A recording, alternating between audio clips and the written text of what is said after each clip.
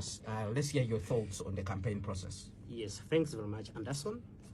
I'll absolutely start with the positives from the current campaign trail.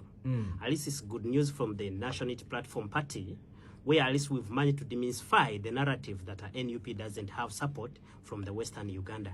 The President, Robert KYAGULANYI SENTAMU, has managed to traverse, amidst all odds, intimidation, backlash from security operatives and the like.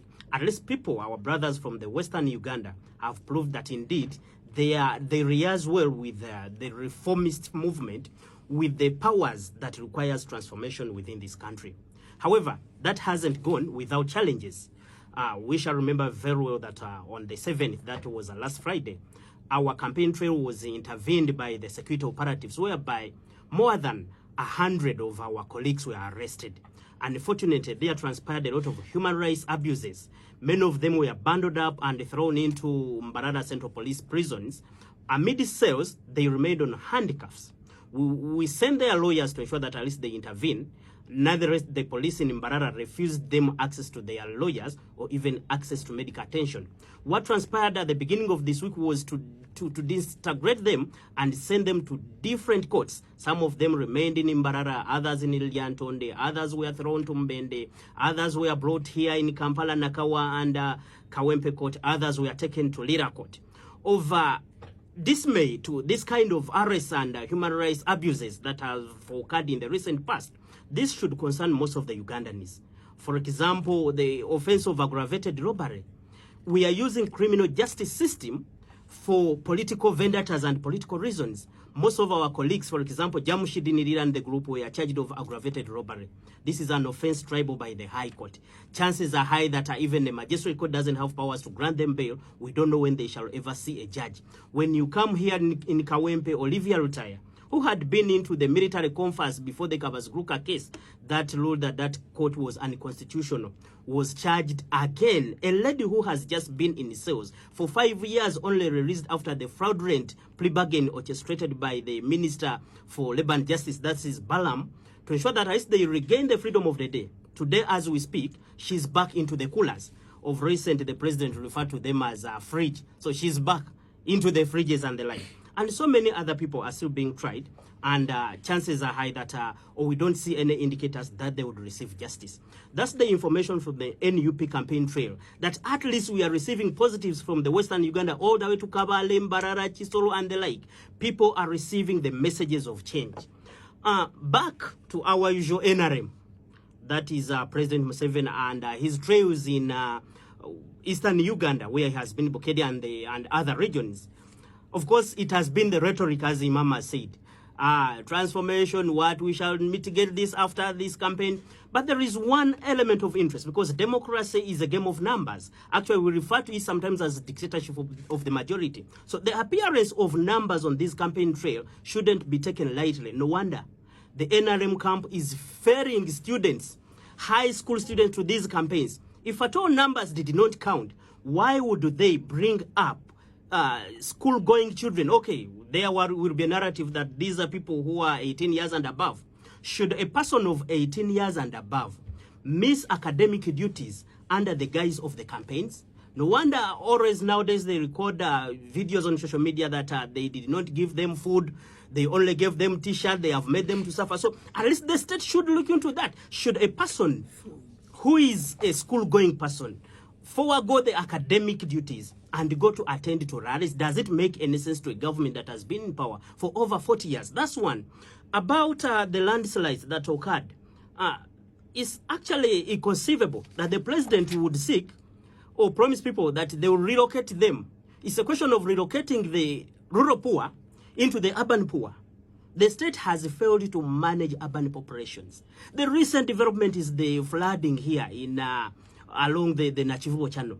The state has failed to provide employment to the urban population. The state has failed to provide basic needs, education, transport facilities, health facilities. But the president of the nation goes and promises people that I'm going to relocate you to the urban areas. It's a question of relocating the rural poor to the urban poor without creating any kind of fundamental changes. That's why the current campaign trail of National Unity Platform, the protest vote, is a question of transformation for people to take charge over their state, over the affairs of their nation. Right, Kuuku, you've made a passionate submission, but I want to take you a little bit back. Like you said, it is a game of numbers. What gives you comfort that the numbers you're seeing in Western Uganda mean votes for you? Yes, Anderson. When you check the current trends in Western Uganda, right out from here in Ibuzigwera, when they threatened the National Unity Platform campaign trail, they were operating under a misguise, a narrative, the propaganda orchestrated by the current regime, Siasa. We used to call it Siasa since 1986 up to the present day, that these are the people who leave Kampala and form crowds in the upcountry areas. Unfortunately, such odds have been defied, that even when they try to curtail this campaign trail, people are still turning up. They have been intimidated. Of recent, we saw people in Chiruhura and Kazo holding sticks to intimidate others from coming to attend these rallies. We have credible information that people from Western Uganda, they have been threatened, intimidated to ensure that they do not show up. But people are breaking through. They are showing up. People who take media bites immediately after these rallies, they completely take pay attention to the problems as to why these people do appear on these rallies. Are these voters? Anderson, if you are going to tell me that people, the mass people who turns up on these rallies, they are not voters, how about the school-going children who are appearing in, who appeared in northern Uganda, who appeared in eastern Uganda? Should we say that a person, an ordinary resident of Chiruhula, an ordinary resident of Kazo, an ordinary resident of Chisola and Kabale, who go and tills the land to get means of living, is not a voter? But a school-going child or school-going children in northern Uganda and eastern Uganda, they are non-voters. That would be delegatory to the citizenry of this country. All right. Now, one last question to you before I move on to Timothy. How about the narrative that these so many people we are seeing attending NUP rallies are actually coming to see a musician? The narrative that they are coming to see a musician. I've seen also NRM taking musicians to their rallies. How come that people there are not even excited? I haven't seen the president of National Unity Platform performing songs on these rallies, but always the message is people power, our power, NUP everywhere, and Tujamba Lengule. How come that people are entertained by those kind of messages instead of, I haven't seen them demanding for any song. Actually, it's only NUP rallies where we do not take musicians. But NRM has a budget for that. They take musicians. And how come that people are not attending their rallies in mass numbers, that they have to ferry students, school-going children, and the other side is the rivers?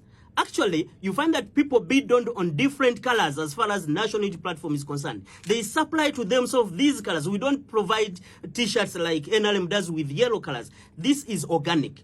Actually, people may not be that they are supporting National Unity Platform so much, but they are supporting a revolution. The revolutionary message that is being carried by National Unity Platform is the one that invites these people to these rallies. All right. We'll heard from you.